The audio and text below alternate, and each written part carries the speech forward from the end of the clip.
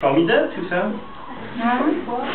Écoute, croisière en Égypte, vous remontez le Nil pendant 10 jours, soirée animée par Aimable et son orchestre, forfait Paris-Paris pour 2 personnes, du 10 au 20 avril, 11 500 francs.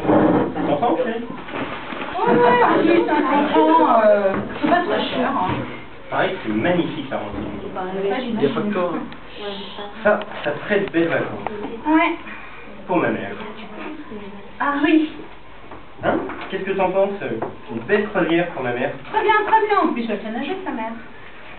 Et ça va pas très fort en ce moment. Ça lui ferait du bien. Oui, et puis ça la changerait, hein. Parce que la montagne, ça va un moment, mais bon, tu l'envoies en février à la montagne, donc la mer, pourquoi pas? Eh ben tiens, elle pourrait aussi y aller avec Madame Vercors, en Égypte. Elles s'entendent tellement bien toutes les deux. Oui. Enfin, remarque, hein, s'il y a que ça, moi aussi on s'entend bien. Hein. Évidemment. Enfin, tu sais qu'avec le magasin, on ne peut pas partir en avril. Ouais, en plus, juillet, août, collection, septembre, octobre, c'est la rentrée pour les fêtes, même pas. Janvier, février, les soldes, mars, la collection de printemps.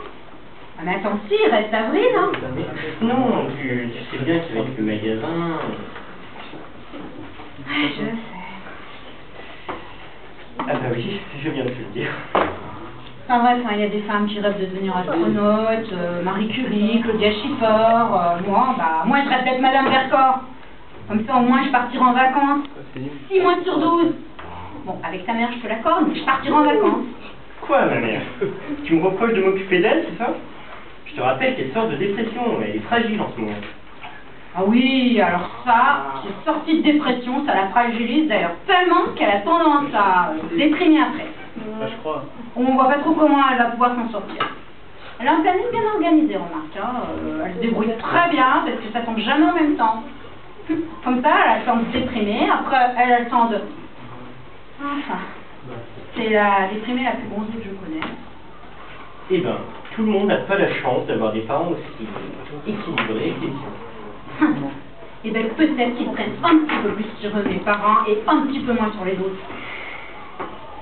C'est peut-être plus facile d'avoir le moral à 2, dans un 300 mètres carrés avenue Foch, que toute seule, dans un 2 pièces à Clichy. Mais je peux me tromper. Je suis vraiment désolée que mes parents ne nous posent pas de problème. Tant mieux pour eux s'ils savent pas ce que c'est que d'avoir à remonter la pente. Eh ben, ils sauront pas non plus ce que c'est que de remonter le Nil. Ah d'accord, alors tes parents en avril, ils sont dans leur villa en Camargue, tu sais, avec les chevaux, les maîtres d'hôtel. Mais s'ils préfèrent s'enfermer pendant une semaine dans 10 mètres carrés et s'envoyer tous les soirs Aimable et son orchestre, eh ben, je peux te proposer l'échange avec ma mère. En plus, il l'adore. Bon, alors je vois très bien où tu vas en venir. Mais moi, ce soir, je suis pas en chambre. Je suis en train de lire une étude comparative sur les crèmes dépilatoires et franchement, j'aimerais bien la finir. Ah ouais, c'est sûr, ça, c'est important. Eh oui. Et peut-être qu'épilé, tu seras plus aimable. Et son orchestre. J'arrête. J'arrête, oui. Et je t'ai jamais aimé, ma mère. Mais j'ai jamais dit ça. Pas besoin que tu le dises pour ça.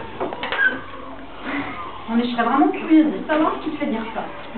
Rien. Je voulais juste que tu saches que maman, j'avais remarqué. Enfin franchement, je sais pas ce que tu as remarqué, mais je devrais pas être là ce jour-là, hein. Il n'est pas ta mère, je vois pas comment je ferais pour la supporter si souvent. Et ben voilà, on y est, tu la supportes.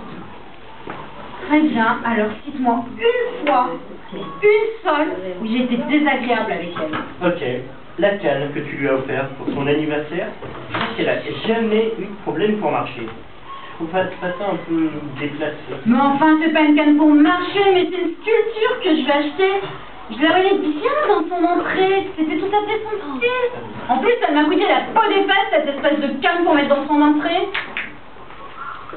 Et je te signale au passage que pour mon anniversaire, on m'a fait une perruque.